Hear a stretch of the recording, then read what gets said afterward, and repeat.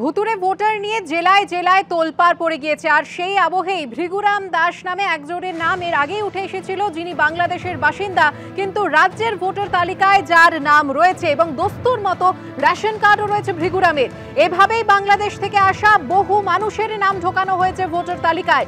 অভিযোগে সরব হয়েছেন পূর্বস্থলী উত্তরের তৃণমূল বিধায়ক তপন চট্টোপাধ্যায়। বাংলাদেশের বাসিন্দার রেশন কার্ড থাকার বিষয়টি খাদ্যমন্ত্রী রথীন ঘোষকে জানানো হবে, জানিয়েছেন শাসক বিধায়ক।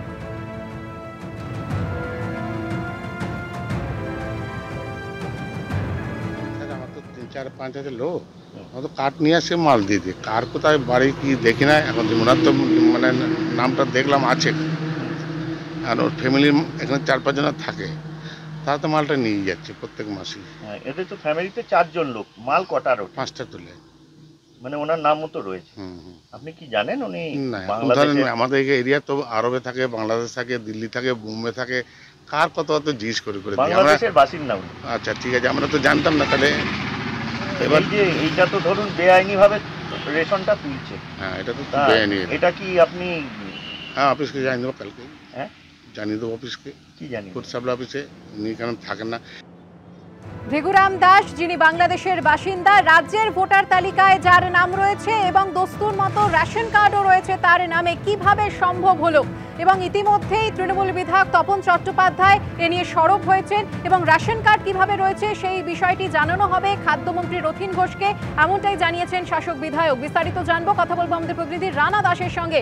রানা, একেবারেই দেখো, যে ভৃগুরাম দাস বাংলাদেশের নাগরিক এবং তার এ রাজ্যের ভোটার তালিকায় নাম রয়েছে।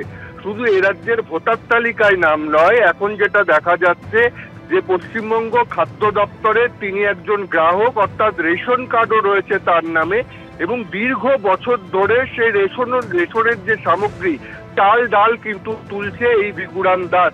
অর্থাৎ এখন নিয়ম অনুযায়ী মাসে 3 কেজি চাল, 2 কেজি আটা, তা কিন্তু এই বাংলাদেশে থেকেই এই ভৃগুরাম দাসের নামে সেই খাদ্য সামগ্রী উঠে যাচ্ছে।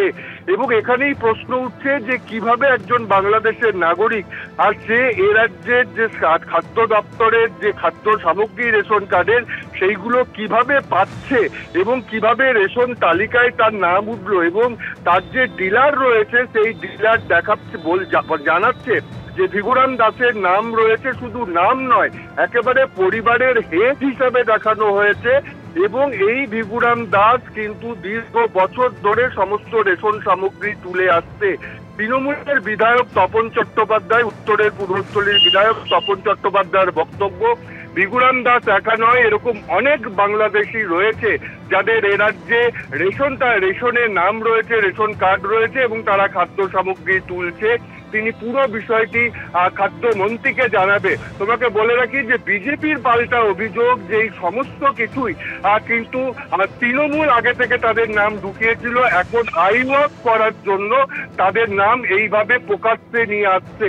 কিন্তু প্রশ্ন উঠছে, যেখানে সাধারণ আমাদের রাজ্যের নাগরিকদের দেখা যায় যে রেশন কার্ড করতে বা রেশনের সামগ্রী পেতে মাঝে মাঝে হয়রানির শিকার হতে হয়, সেখানে একজন বাংলাদেশি নাগরিক কিভাবে, কোন জাদু বলে যে তার নাম উঠে গেল এবং দীর্ঘ বছর ধরে কোনো রকম অসুবিধা ছাড়াই সে রেশনের পণ্য পেয়ে আসছে, সামগ্রী পেয়ে আসছে, এ নিয়ে কিন্তু ইতিমধ্যেই প্রশ্ন উঠতে শুরু করেছে।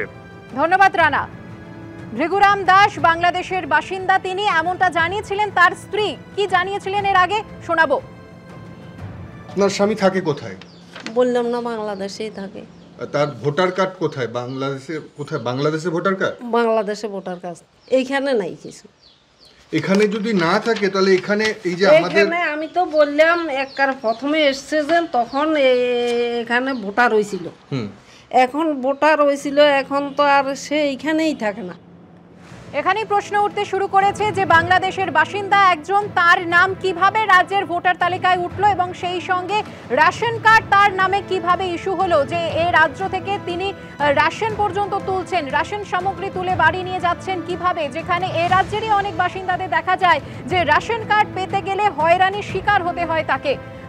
অথচ দেখা যাচ্ছে ভৃগুরাম দাসের ক্ষেত্রে পরিস্থিতি একেবারেই অন্যরকম। রেশন কার্ড রয়েছে তার নামে, রাজ্যের ভোটার তালিকায় তার নাম রয়েছে। কোন জাদু বলে এটা সম্ভব, তা নিয়ে প্রশ্ন উঠছে।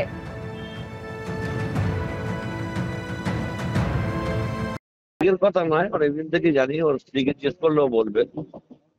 উনি আসা যাওয়া করেন, উনি রেশন তোলেন, হ্যাঁ সবটাই করেন, সব সুযোগ সুবিধাই না। ওখানে চাকরি করেন, এখানে সুযোগ সুবিধা না। এর বলার কি আছে? এরকম একজন নয়, আরো আছে। আমি বিষয়টা খাদ্যমন্ত্রীকে বলবো এটা দেখার জন্য। কারণ হচ্ছে এগুলো চলতে পারে না তো। এখন ব্যাপারটা হচ্ছে অনলাইন হওয়ার পর যে আপনাকে নাম দিয়েছিলাম একটা, সে তো পলাতক, কিছু স্টাফও আছে জড়িত, অস্বীকার করে লাভ নেই।